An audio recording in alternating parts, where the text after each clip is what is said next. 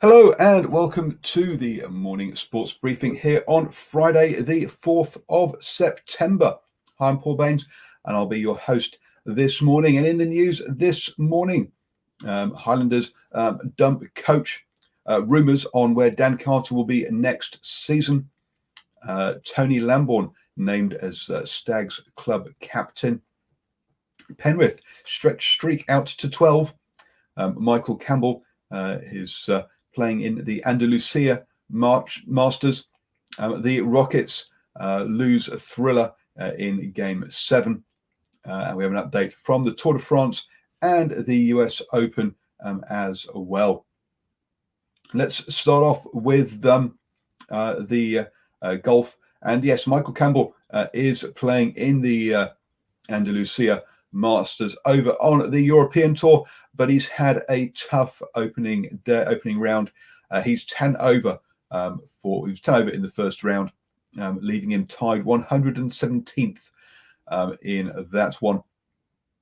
There was a number of leaders all on 2 under, leading that one. So unlikely that Michael is going to make the cut, even though we have another round to go. So good luck to him over there in Portugal. There is no action this weekend in the LPGA, and Ryan Fox isn't playing either.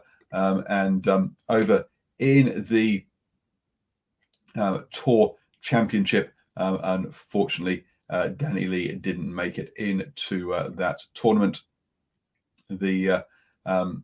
That kicks off tomorrow morning at 4 a.m. Over in the cycling then, and in the Tour de France, Alexia Lutsenko has won stage 6 of the Tour. Adam Yates retains his yellow jersey as the overall leader, and Sam Bennett increased his lead over Sagan slightly in the green jersey points competition by winning the intermediate sprint. By beating Peter Sagan in the intermediate sprint of the day. It looks like going into Friday that it being a relatively flat stage, a sprinter stage, that there'll be probably no movement in the overall, but obviously we'll see Sam Bennett and Peter Sagan fighting it out for that green jersey. I'm going to hand you over to Stephen now, who's going to take us through our birthdays. Oh, thank you, Paul, and good morning to everybody tuning into New Zealand Sport Radio on what is the cusp of our weekend and birthdays this morning. A man who terrorised defences in both rugby and rugby league, a former Canterbury legend who went on to coach Australia or the Wallabies, and finally a lady who was considered the best all-rounder of her time in cricket, and that's where we start this morning. Hayley Marie Tiffin, MNZM, born this day, the 4th of September 1979 in Te Maru, is a New Zealand cricket coach and former cricket player. She played 117 ODI internationals and 2 test matches for New Zealand. Once acknowledged as one of the best all-rounders in the game, Tiffin announced her retirement after leading her side to the final of the 2009 Women's Cricket World Cup. At the time, her 919 career ODI runs were surpassed only by 6 other women, and the only New Zealander being Debbie Hockley, who is considered one of the greats. Tiffin was appointed a member of the New Zealand Order of Merit in 2011, New Year's Honours for services to women's cricket. She was coach of the New Zealand women's cricket team in 2015 to 2019. Moving along, Robert Maxwell Deans, or Robbie Deans, born this day, the 4th of September 1959, is a New Zealand-born rugby union coach and former player.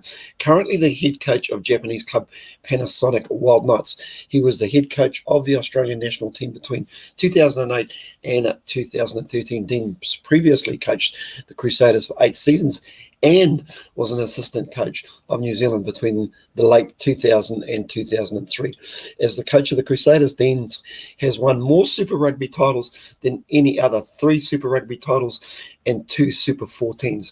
He has also coached Canterbury in the National Provincial Championship, winning the title in 1997. As a player, Deans represented Canterbury first playing at fly half and later at fullback. He has also played 19 matches for the All Blacks, including 5 tests. Wow, what a record. And moving right along, finally, Vainga Tuigamala, MNZM, born 4th of September 1969, sometimes known as Inga the Winger, or Inga Tuigamala, is a former professional rugby union and rugby league player.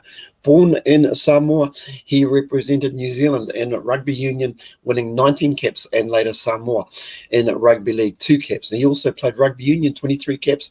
He played in 1 rugby league and 2 rugby union World Cups. Tuigamala began his career in rugby union and played provincially for Auckland. He also played for Ponsonby, and just across the road here at Kelston Boys High School. He changed rugby football clothes from union to league and became an integral part of the successful Wigan team of the 1990s. He changed rugby union codes from rugby league to rugby union and back to rugby as a professional when he played in England, winning championships with London Wasps and Newcastle Falcons. He could play wing or centre, and in 2008 he was in the Queen's Birthday Honours list. Tuigamala was appointed a member of the New Zealand Order of Merit for services to rugby and the community.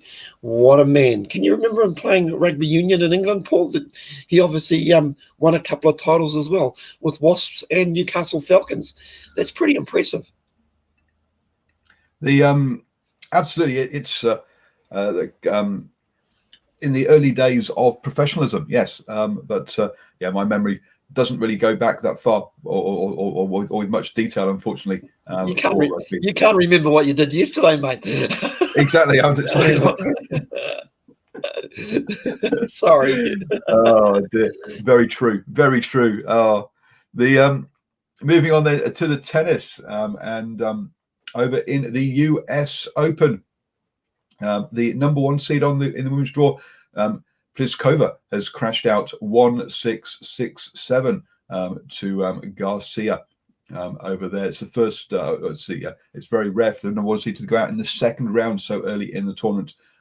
It's so very obviously disappointing for her, and clearly opening things up for Kenin,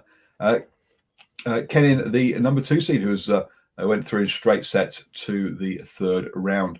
Over on the men's side of the draw, and Djokovic had a tough start to his second round game, losing the opening set 6-7 in over an hour for that set, but went on to win the next 3 sets 6-3, 6-4, 6-2 to progress to the third round there.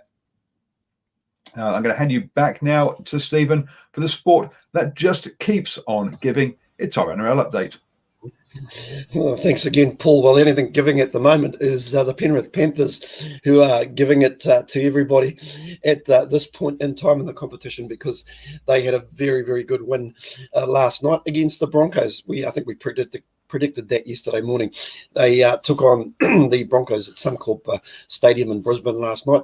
Too strong in the end, 25 points to 12, after leading by 14 points to 6 at halftime. It was a much more competitive performance, especially in the first half, from the Broncos, who started the game in the best possible way when Tony Staggs scored in the 9th minute. He converted himself to give themselves a 6-0 lead. Unfortunately for the Broncos, in between the rest of the game, they wouldn't score again until the 62nd minute, when Jordan Ricky scored a try, because it was the Panthers who scored a couple of first half tries to Josh Mansour, and just close to halftime, a very good little poke through by the man of the moment, Nathan Cleary, probably the best standoff running around in the NRL at the minute. Poked a little kick through for Kurt Capewell to latch onto to score in the 36th minute to stretch out that lead, along with a penalty that he had kicked in the 33rd minute to 14 points to 6. And really and truthfully, they had this game well under control when Jerome Luai and Brian Tor scored in the 55th and 69th minute, respectively. That final score again: Panthers 25, Broncos 12, and that puts them 5 points clear on the table. Coming up in games tonight, remembering we're in round 17, the Knights host the Sharks at McDonald Jones Stadium. That kickoff is 8 p.m. New Zealand time, and now our final game today in the late game at 9:55 p.m. kickoff. The Rabbitohs host the Melbourne Storm at ANZ Stadium. Maybe the game of the weekend. Both these two teams in a good bit of form and near the top of the table. A couple of other brief stories this morning.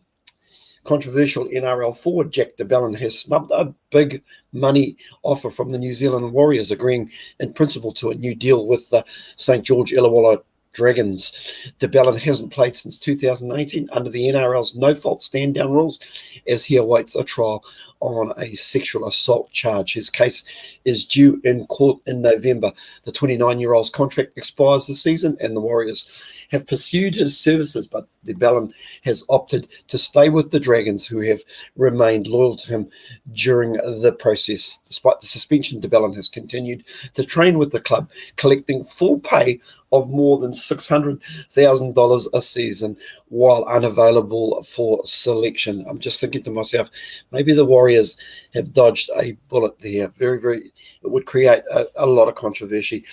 And speaking of the Warriors, utility back Gerard Beale has come to terms with his imminent New Zealand Warriors departure. In July, Warriors owner Mark Robinson indicated that the 30-year-old would be unlikely to get a new contract when his current deal expired. This season, Beale has struggled with a head injury and a lack of game time. And he's not holding out for a late reprieve. I'd say it's shut at the Warriors, Beale admits. I suppose there have been a lot of challenges there, but I still hold the club in high regard. Beale will play his first game since the round 8 win over the Broncos, when the Warriors try to keep the NRL playoff hopes alive with a win over the Parramatta Eels. I've just probably put the kiss of death on them. That's it for League News today. Enjoy your day. We're so close to the weekend. I'll see you again tomorrow morning. Back to you, Paul. Thank you very much, Stephen. Yes, we are almost there at the weekend. And don't forget that you can get your rugby league fix every Wednesday evening at 8 p.m. Just join the boys on the Standoff Show. And also, if you want to get them their preview of all of the games this weekend, you can go back and watch or listen to their show. If you want to listen to us on the go, you can do. We're available on iTunes, Spotify, iHeartRadio, all your favorite podcatchers. Just search for New Zealand Sport Radio. Moving on then into the basketball. And Steve Nash has been named as the head coach of the Brooklyn Nets. This will be the first time that he has been a head coach after spending 18 seasons as a player. He has been working as a player development consultant at Golden State Warriors so far.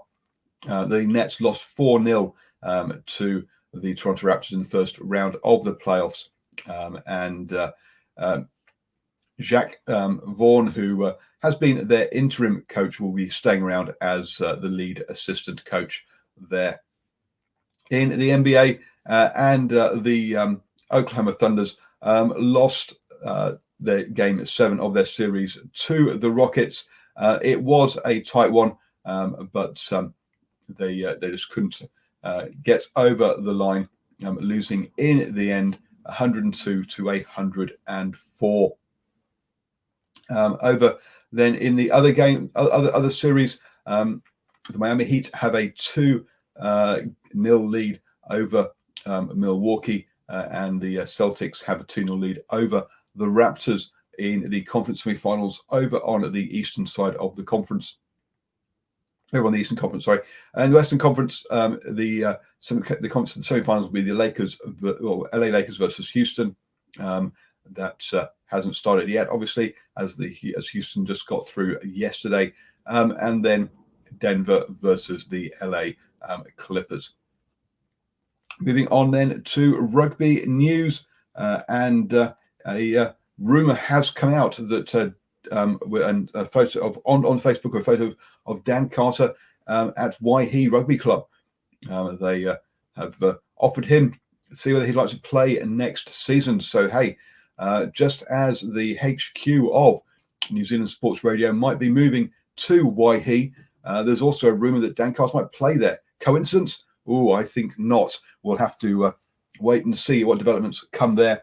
The Highlanders in Super Rugby have decided to not extend Aaron Major's head coach position with after 3 years in charge down there, and the hunt for a new coach is on. Over in the Mitre 10 Cup and keeping in the South, the Stags named their squad yesterday, announcing that Tony Lamborn will be their captain this season.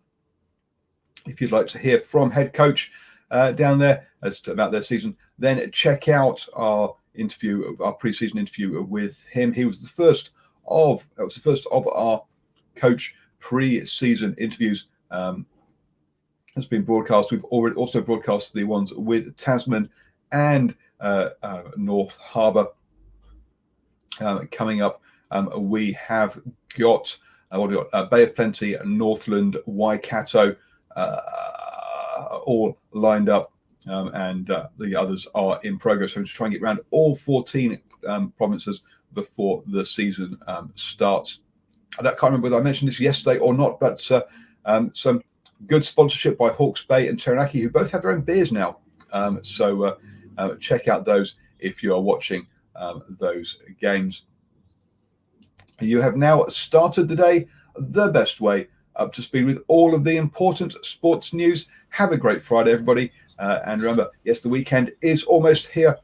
This weekend, there will be the North versus South game on Saturday, plus 2 games in Super Rugby AU, as well as the Farah Palmer Cup kicking off as well. So lots of rugby action. Do check out our North, South and Super Rugby preview show this evening at 8 p.m.